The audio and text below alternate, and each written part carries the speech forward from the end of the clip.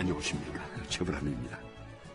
현대건설이 주베일 산업항 건설공사에서 최종 입찰 기업으로 선정이 됩니다. 그렇게 되자 선진 경쟁업체들을 중심으로 이런저런 음해성 공격이 들어오기 시작합니다. 아직 정식 계약 체결 전이니 어떻게든 현대건설을 끌어내리려는 의도 아니었겠습니까? 그러나 어쨌든 흠집내기로 나오는 여러 말들 가운데 현대건설에게는 아픈 지적들도 분명히 있었습니다. 특히 기술력에 대한 불신이 그랬습니다.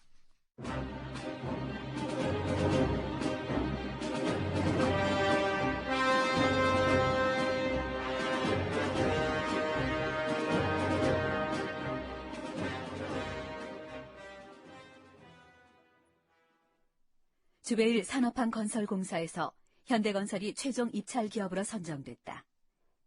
현대건설과 경쟁했던 기업들 가운데는 현대건설의 기술력에 문제를 제기하는 것이 적지 않았다. 그들은 발주처인 사우디아라비아 최신부를 찾았다. 장관님, 이 공사를 설계한 영국의 윌리엄 할크로사도 걱정이 이만저만이 아니랍니다. 시공업체로 선정된 현대건설의 가장 큰 문제는 기술력이 검증되지 않았다는 겁니다. 주베일 무역항 공사의 핵심은 OSTT를 건설하는 건데 현대에는 그만한 기술력이 없습니다. 여기서 OSTT란 오픈시 탱커 터미널의 약자로 해상 유조선 정박 시설을 말한다. 해상 유조선 정박 시설 OSTT는 바다 한가운데다 터미널을 만들고 그 터미널에 수십만 톤급 유조선 4대가 동시에 접원할 수 있어야 합니다. 게다가 그 유조선에 있는 기름을 육지로 운반할 수 있는 탱크 시설까지 갖추어야 하고요. 현대건설의 기술력으로는 불가능한 일입니다. 그래도 최종 입찰 기업으로 선정을 해놓는 마당이라. 아직 정식 계약 체결 전이니 사우디 정부에서 그 문제를 숙고해 볼 필요가 있다고 봅니다. 기술 문제는 우리도 걱정이 안 되는 건 아니지만 그래도 현대건설이 방법을 찾지 않겠습니까? 해외 유능 엔지니어들로부터 도움을 얻는 방법도 있을 거고요. 해외 유능 엔지니어한테 도움을 받을 수는 있겠지만 그러나 주도해 나가야 하는 쪽은 현대건설입니다. 뭘 모르는 사람들이 누굴 쓴다고 해서 문제가 해결된다고 보십니까? 장관님, 현대가 안고 있는 가장 큰 문제가 뭔지 아십니까? 대한민국의 회사라는 겁니다. 대한민국은 지금 거의 국가부도 상태입니다. 현대가 입찰 보증금을 구할 때 그 정부가 해준 게 뭐가 있습니까? 만에 하나 현대건설이 공사를 진행하는 도중에 도산이라도 하면 그 손해를 대한민국이 감당해 줄 수 있을 것 같습니까? 발주처인 사우디아라비아 재신부가 고스란히 부담할 수도 있습니다.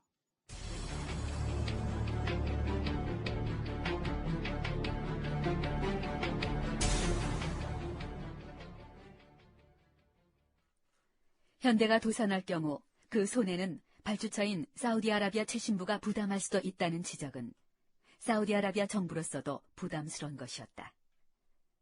그래서 사우디아라비아 관계자는 이 문제를 들고 현대건설 정주영을 만나는데. 정 사장님. 예. 현대건설이 OSTT를 시공할 능력이 현실적으로 있습니까? 그건 아직 모르죠. 모르다니요. 그런 공사를 아직 한 번도 안 해봐서 된다 안 된다는 얘기를 할 수가 없다는 겁니다. 여기 이거 보십시오. 사우디아라비아 정부 관계자가 정주영 앞에 내민 것은 한 장의 도면이었다. 이건 현대건설이 입찰을 떼낸 계획서 가운데 일부분입니다. 그런데 OSTT 부분은 별다른 내용이 없어요. 우린 솔직히 좀 불안합니다. 아니, 이 OSTT 부분을 어떻게 건설할 건지에 대해 확실한 답변을 내놓지 못하면 우리 사우디아라비아 정부는 현대와의 정식 계약 체결 문제를 다시 생각해보지 않을 수가 없겠습니다. 예? 아니, 그게 무슨 말씀이십니까? 계약을 하지 않을 수도 있다는 얘기입니까? 그렇습니다. 아, 그러니까 계약이 성사되지 않을 수도 있다고요?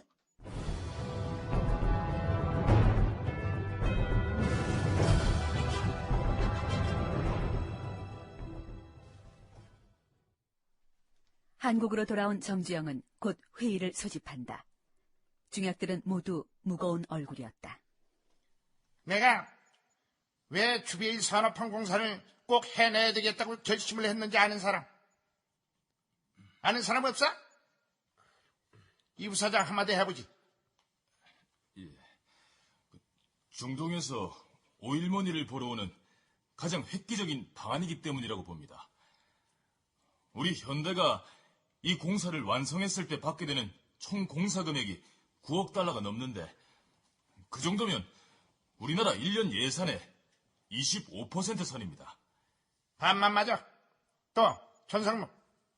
예. 글쎄요. 저는 조국의 근대화의 기업으로서 앞장을 서시겠다는 사장님의 뜻 때문이 아닐까 합니다만. 그런 고매한 뜻 없어 나는. 기업하는 사람으로서 이것만 완성하면은 선진국 건설사들이 독점해온 해양 구조물 시공 기술을 완전히 익힐 수 있겠다 싶었어. 그게 욕심이 났어.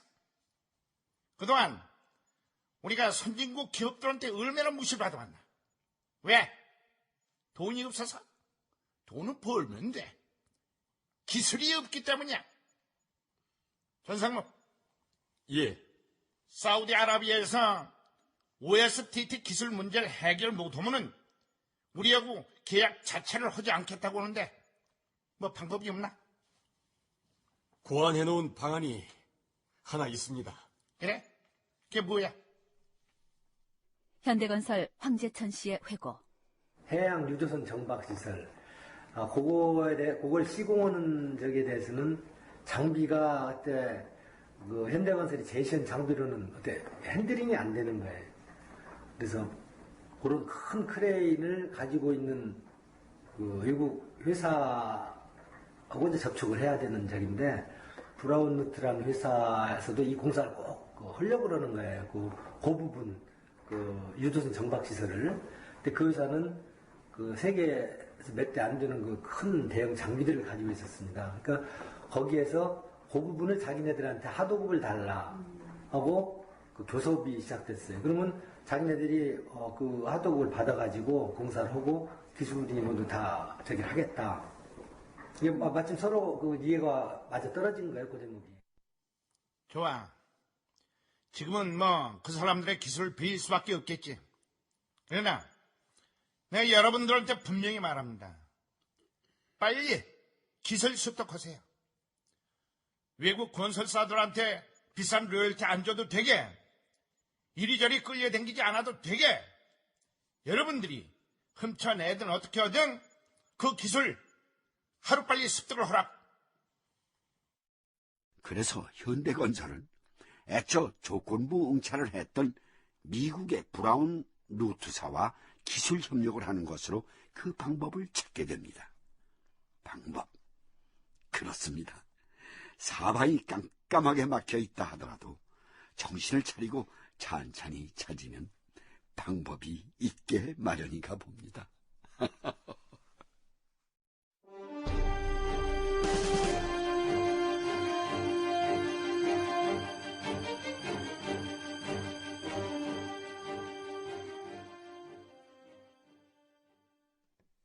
(1976년) 봄, 현대 정주영 사장은 서울 시내 모처로 박정희 대통령과 김정년 비서실장을 청했다.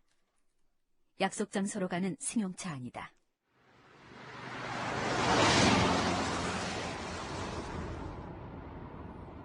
사장님, 왜, 김 부장?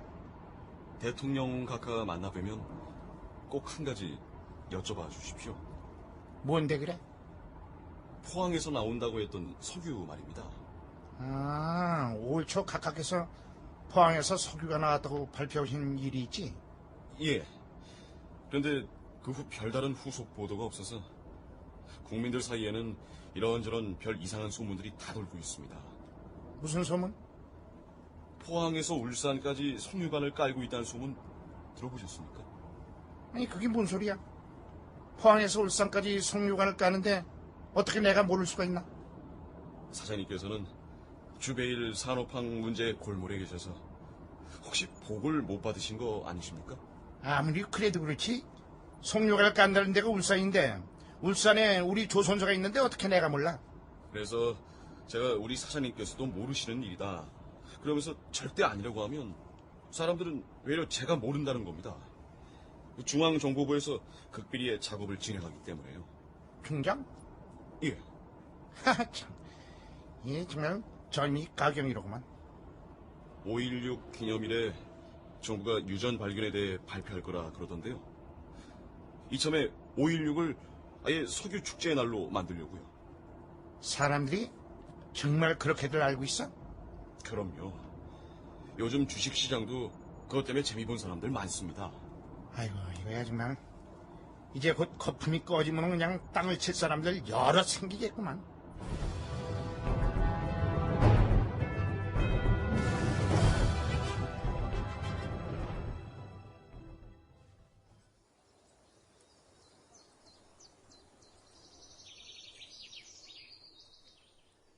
박정희 대통령과 현대 정주영 회장, 그리고 김정년 비서실장이 마주 앉은 서울 시내 모처. 자, 오늘 제가 이렇게 각하를 모신 특별한 이유는 감사한 마음을 전하기 위해서입니다. 주베일 산업항 공사요? 예, 그렇습니다. 그 문제라면은 나도 나지만은 여기 우리 김정년 실장도 그렇고 이 김재규 건설부 장관도 그렇고 신경이 많이 썼어요. 청와대에서 사우디아라비아 코트라로 텔레스 여러 번 보냈습니다. 그건 그렇고 정 사장님. 예. 주베일 산업항 공사 말입니다. 아직 정식 계약 전인데 탈락한 경쟁업체들의 음해가 심하다면서요? 아유, 예, 그렇습니다. 아닌 게 아니라 정말 엄청 심합니다. 그러나 우리가 부족한 기술 부분은 선진국 기업하고 제휴를 하는 것으로 극복해 나가고 있습니다. 네, 우리 정 사장님이나 나나 이 가난한 농사꾼의 자식으로 태어나서 가난을 대물림하지 말자 하는 게 뼈에 박힌 사람들 아닙니까? 무조건 극복하고 무조건 해내야지요. 그 과정에서 정부가 도와야 할 일이 있다면 적극적으로 도울 일이고. 아유, 감사합니다, 각하. 자, 오늘 각하를 만나 뵌 보람이 아주 큽니다. 그리고 각하, 올철 연두 기자회견에서 각하께서 그러지 않으셨습니까? 포항에서 석유가 몇 드럼 나왔다고요. 그랬지요. 그거 어떻게 됐습니까? 글쎄, 이 중정에서 이렇다 할 보고가 없어요. 그렇다면 각하, 포항에서 울산까지 중앙정보부에서 송유관을 깔고 있습니까? 무슨 말도 안 되는. 그렇게 알고 있는 국민들이 아주 많습니다. 응? 아닌 게 아니라 그것 때문에 주식시장에서 관련주들이 춤을 추고 있답니다. 걱정입니다. 자, 카카. 만일 그게 사실이 아니라면 빨리 정리를 하시는 게 좋겠습니다. 국민들이 엄청난 혼란에 빠질 수가 있을 것 같아서 그래서 제가 드리는 말씀입니다. 그래요?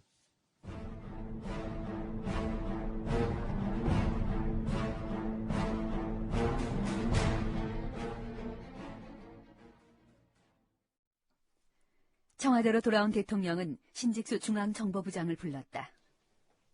신부장, 어떻게 됐어? 포항에서 원유 시추하는 건 말이야. 지금 노력을 하고 있습니다만 아직 뚜렷하게 뭐가 나온 건 없습니다. 그렇게 계속 파내려가면은 성사는 있는 거야? 죄송합니다, 카카. 아직 뭐라 드릴 말씀이... 조금만 더 기다려 주십시오. 대통령의 채근을 받는 신직수 중앙정보부장은 곤혹스럽기만 했다. 그도 그럴 것이 당시 중앙정보부는 24시간 돌관 작업을 벌였지만 이렇다 할 성과가 없었던 것이다. 관련 기록이다. 중앙정보부는 미국에서 최신 석유 굴착기를 도입하고 미국인 기술자도 동원했다. 2년간 12개의 구멍을 팠다. 지하 3,000m까지 파내려간 곳도 있었다. 그러나 기름은 한 방울도 나오지 않았다. 다만 온천수가 두어 군데 발견되었을 뿐이다.